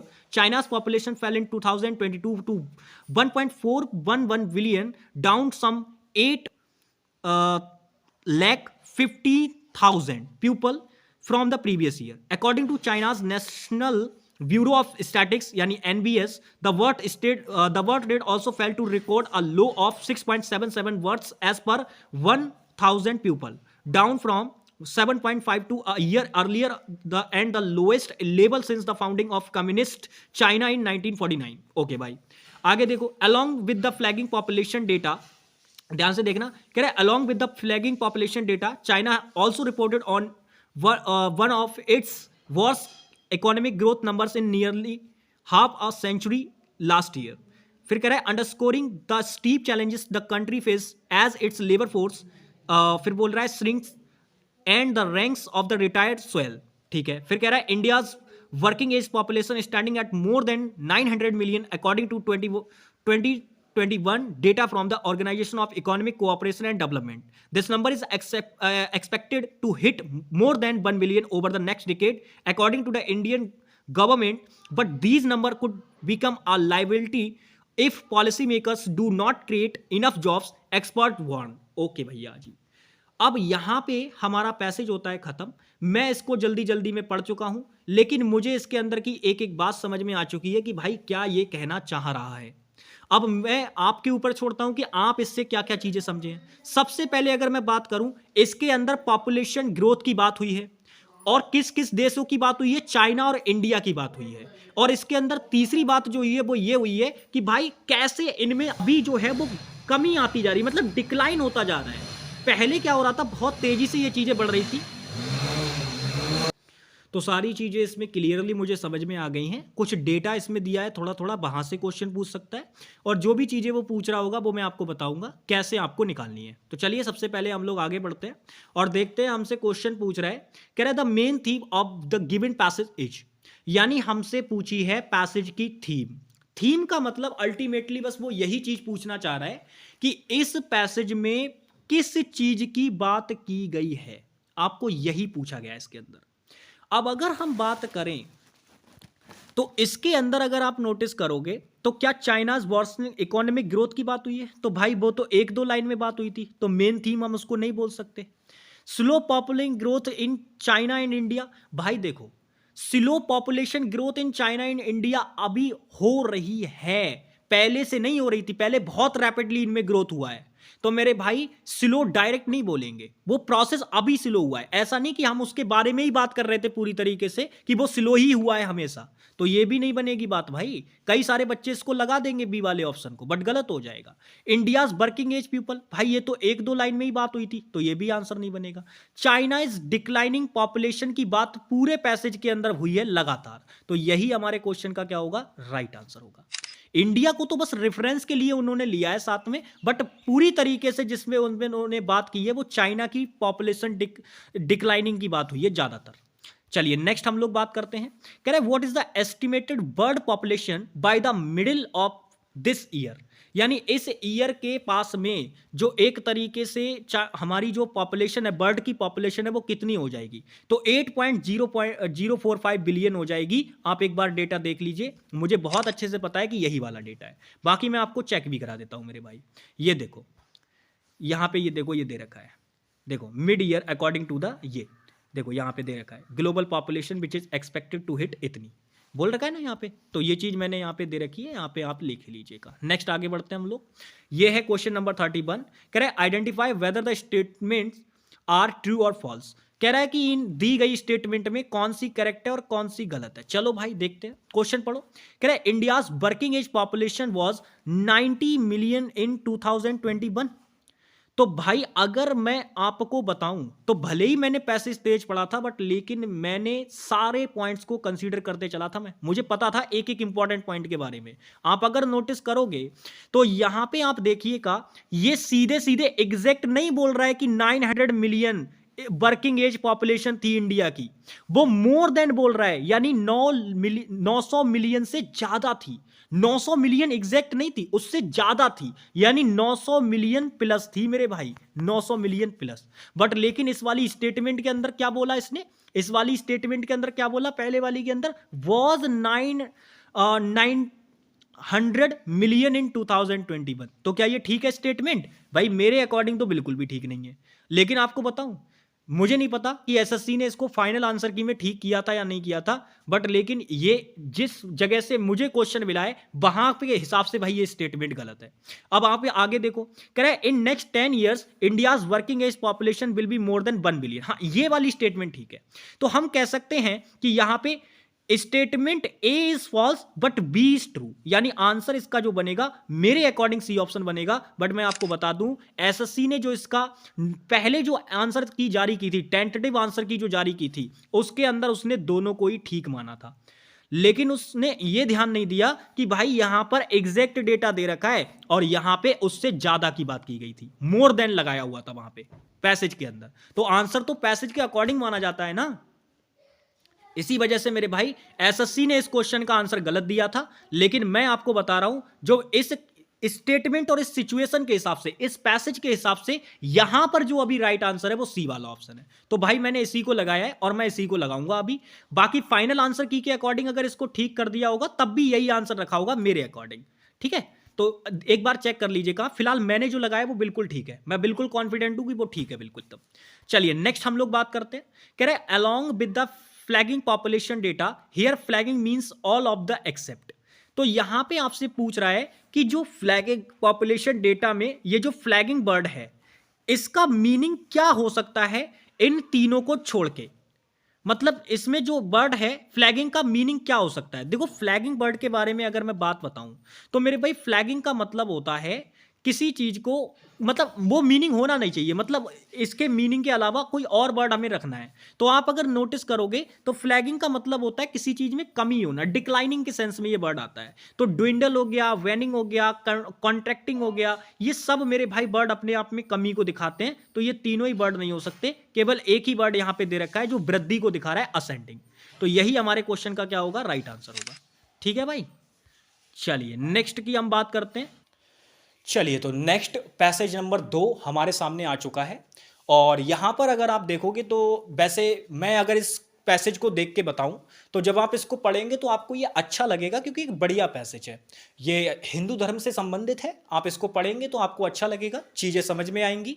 चलिए शुरू करते हैं इसको, आप भी पढ़िएगा मैं भी पढ़ता हूँ। तो कह रहा है king Sagara an ancestor of king Bhagirath one once conducted an Ashwamedha yagya. ठीक है, फिर कह रहा है to extend his dominion. Okay, फिर कह रहा है when the horse went astray the king sent his 60,000 sons to find the horse. Unfortunately, in the course of the quest, they end up disrupting the intense. फिर कह रहा है mediation of sage Kapila. Okay, फिर कह रहा है at whose abode they found the horse, यानी उनके जहाँ जो निवास स्थान था, अबॉर्ड का मतलब होता है जहां पे रहने वाला कोई होता है, निवास स्थान के सेंस में होता है ये word. They found the horse, उन्हें वहां घोड़ा वो मिल गया। फिर कह रहा है Kapil burned them all to ashes, यानी जो कपिल मुनि थे उन्होंने क्या कर दिया, उन सबको राख बना दिया। ठीक है, फिर आगे देखो कह रहा है sending them all to the nether world. Nether world का मतलब होता है एक तरीके से जो नर्क होता है, यानी जो हेल होता है, उसके सेंस में ये वर्ड आता है आपका, नेदर है वर्ड। फिर कह रहा है an act he instantly regretting when he realise what had happened. और इंटेंसली यानी इंस्टेंटली क्या हुआ, जब उन्होंने ऐसा कर दिया तो तुरंत ही उन्हें इस बात का पछतावा भी हुआ कि यार ये क्या हो गया, वो चीज है। फिर आगे देखो कह रहा है आफ्टर ब्रेकिंग द न्यूज और to king Sagara he mention that the souls of King Sagara's son could attain salvation only if the heavenly Ganga could be persuaded to flow over their ashes. तो वो बता रहे थे कि उनकी आत्मा को अगर मोक्ष प्राप्त करना है तो भाई उसके लिए क्या करना होगा, जो माँ गंगा हैं यानी कि जो गंगा हैं उनको क्या करना होगा, स्वर्ग से उनकी राख के ऊपर से जो है गुजरना होगा, फ्लो करना होगा, जिससे कि वो लोग मोक्ष को प्राप्त हो जाएंगे यानी पाप मुक्त हो जाएंगे, कुछ ऐसा था वहां पे। तो ये हिंदू माइथोलॉजी से लिया गया है, क्योंकि माइथोलॉजी आप जानते ही हैं भाई, हर अपने धर्म की अलग अलग माइथोलॉजी होती हैं, तो वो चीजें हैं भाई, सबकी अपनी अपनी कहानियां होती हैं, वो चीजें यहाँ पे हैं। तो आगे पढ़ते हैं, कह रहा it was Bhagiratha whose austere penance and devotion pleased lord Shiva, यानी उनकी भक्ति ने और प्रेम ने क्या किया, भगवान शिव को प्रसन्न कर लिया भाई उन्होंने। फिर कह रहा है so much so that he persuaded Ganga to descend to the earth, ठीक है, यानी उन्होंने गंगा को धरती पर उतरने के लिए एक तरीके से क्या कर लिया, मना लिया। परसुएड का मतलब होता है मना लेना किसी को, ठीक है। फिर आगे देखो, कह रहे गंगा कंसेंटेड, गंगा सहमत हो गई इस काम के लिए, but the problem arose that the earth would probably be unable to bear the intensity of Ganga's flow and even be shattered in the process। तो उन्होंने ये बताया कि भाई गंगा का जो फ्लो है वो बहुत ही ज्यादा होगा, तो जो पृथ्वी है वो उस फ्लो को सहन नहीं कर पाएगी। जब गंगा स्वर्ग से पृथ्वी पर आई तो भाई ये बात समस्या सब लोगों के सामने आई कि वो जो है वो उसका फ्लो जो है वो बर्दाश्त नहीं कर पाएगी, पृथ्वी उसकी तीव्रता को नहीं झेल पाएगी। तो इसके लिए जब समस्या आई तो इसके लिए भगवान शिव ने, आपको याद होगा, आपने अगर हिंदू माइथोलॉजी को थोड़ा बहुत पढ़ा होगा या आपको अगर अपने ईश्वर के बारे में जानकारी होगी तो आपने सुना होगा, ये कहानियां सुनी होंगी आप लोगों ने, कि भगवान शिव ने क्या किया था, अपनी जटाओं में जो माँ गंगा हैं उनको अपनी जटाओं में स्थान दिया था, और जटाओं से वो बहकर नीचे पृथ्वी पर गई थी और वो 7 धाराओं में बट गई थी, कुछ ऐसी बात थी। तो उसमें क्या हुआ था, कुछ आपकी पूर्व की ओर चली गई थी, कुछ पश्चिम की ओर चली गई थी। यही सारी बातें इसमें भी लिखी हुई हैं, कुछ और ज्यादा खास नहीं है इसके अंदर, यही बातें लिखी गई हैं इसके अंदर, ठीक है। तो आप बस इसको अच्छी तरीके से पढ़ लीजिएगा, हालांकि मैं भी आपके साथ पढ़ रहा हूं आगे इसको। कह रहा है thus a solution was devised, Ganga would first land on Shiva's head and the lock of his hairs would minimize the impact. Still the force of Ganga's landing was such that it split into 7 tributaries, these 3 of which flowed east and 3 of them west। देखो वही बात लिखी हुई है। फिर कह रहे the 7th stream followed King Bhagiratha to the place where his ancestors ashes lay. तो भाई 7वीं जो धारा थी वो कहां चली गई, 3 तो पूर्व की ओर चली गई थी और 3 पश्चिम की ओर चली गई थी। बाकी जो 7वीं धारा थी वो चली गई थी किंग भागीरथ, यानी जो राजा भागीरथ थे उनके साथ साथ चली गई थी। उनके जो 60,000 जो पुत्र थे उनके, जो एक तरीके से उनकी राख थी उसके ऊपर से मतलब बह जाती है, फ्लो हो जाती है, जिससे उन लोगों को मुक्ति मिल जाती है। तो वही चीज यहाँ पे बताई गई है आगे। फिर देखो कह रहे the reverse waters instantly purified them। This is also the origin of the belief that the Ganga's waters can purify mortal souls of their sins। मतलब उनके पापों से मुक्त कर देती है गंगा का, ऐसा मानना है। मतलब गंगा नदी जो है उसके बारे में लोगों का ऐसा मानना है, ऐसा विश्वास है कि जब लोगों की अस्थियों को इसमें बहा दिया जाता है तो भाई उनके जो है शरीर जो पाप मुक्त हो जाते हैं, मतलब कुछ ऐसा मानना है। लेकिन भाई ठीक है, इस पे आपने गाना भी सुना होगा, गाना भी बना हुआ है कि पाप धोते धोते भाई वो मतलब राम तेरी गंगा मैली होगी, कुछ ऐसे करके सॉन्ग भी इस पे बना हुआ। तो ठीक है भाई, चीजें हैं। चलिए अब हम लोग अपने काम को करते हैं और क्वेश्चंस को करते हैं। तो क्वेश्चन नंबर 33 आप लोगों के सामने है। सबसे पहला क्वेश्चन आपसे कह रहा है the above story is mainly about, यानी ये जो स्टोरी थी पूरी तरीके से किसके बारे में थी। यानी आपसे चाहे वो पैसेज का टाइटल पूछे या पैसेज मेन अबाउट पूछे या फिर आपसे पूछे उसकी थीम, तीनों के ही अंदर वो एक ही बात पूछना चाहता है कि आप हमें ये बता दो कि ये पैसेज पूरी तरीके से था किसके बारे में। हम ऐसी कौन सी बात इसके लिए एक थप्पा बनाएं कि इस पैसेज के अंदर इस चीज की बात की जा रही है। तो बस वही आपको बताना होता है इन तीनों प्रकार के क्वेश्चन में। तो आप मुझे बताओ क्या केवल अश्वमेध यज्ञ की बात हुई है? तो आप कहेंगे नहीं भैया जी, केवल अश्वमेध यज्ञ की बात नहीं हुई है। अच्छा, तो बात किसकी भैया भाई इसके अंदर? क्या सागर कपिल एंगर फॉर केवल सागर सन की बस बात हुई? यानी राजा सागर के जो पुत्र थे उनको जब जला दिया गया कपिल मुनि के द्वारा, तो केवल उतनी बात हुई है? नहीं भाई, उतनी भी बात नहीं हुई है, तो दोनों खत्म हो गए। अच्छा, lord Shiva holding the Ganges in his locks, मतलब उन्होंने अपनी जटाओं में माँ गंगा को जो है बिल्कुल अपने जटाओं में स्थान दे दिया था, केवल इतनी सी बात हुई है? नहीं मेरे भाई, यहां पर इसके अंदर बताया गया है कि जो रिवर गंगा है वो पृथ्वी पर कैसे आई, उसके बारे में पूरी तरीके से बताया गया है। यानी आंसर हमारा क्या होगा? डी। ठीक है, वो तो उसके आने के लिए जो प्रोसेस हुए, लाइक अश्वमेध यज्ञ हो रहा था, उसमें 60,000 पुत्र थे राजा सागर के, वो सारी बातें तो बस केवल उसके अंदर की बातें हैं। असल जो पॉइंट है, मेन जो बात हुई है, वो गंगा को धरती पर यानी पृथ्वी पर लाने की बात थी। तो इसीलिए डी ऑप्शन हमारा क्या होगा? राइट आंसर होगा। चलिए नेक्स्ट बात करते हैं क्वेश्चन नंबर 34 की। कह रहा है it was Bhagiratha who austere penance the words austere here means, यानी ऑस्टियर वर्ड का मतलब क्या है? ऑस्टियर वर्ड का क्या मतलब है? अब आप यहां पे देखो, वेयर दे रखा है, सबड्यूस दे रखा है, रस्टिक दे रखा है और सीवियर दे रखा है। देखो ऑस्टियर का मतलब होता है जब कोई गंभीर तरीके से कोई काम किया जाता है, बहुत सिंसियरली कोई काम किया जाता है। तो यानी कि हमारे क्वेश्चन का जो राइट आंसर होगा वो यहां पे सीवियर होगा मेरे भाई।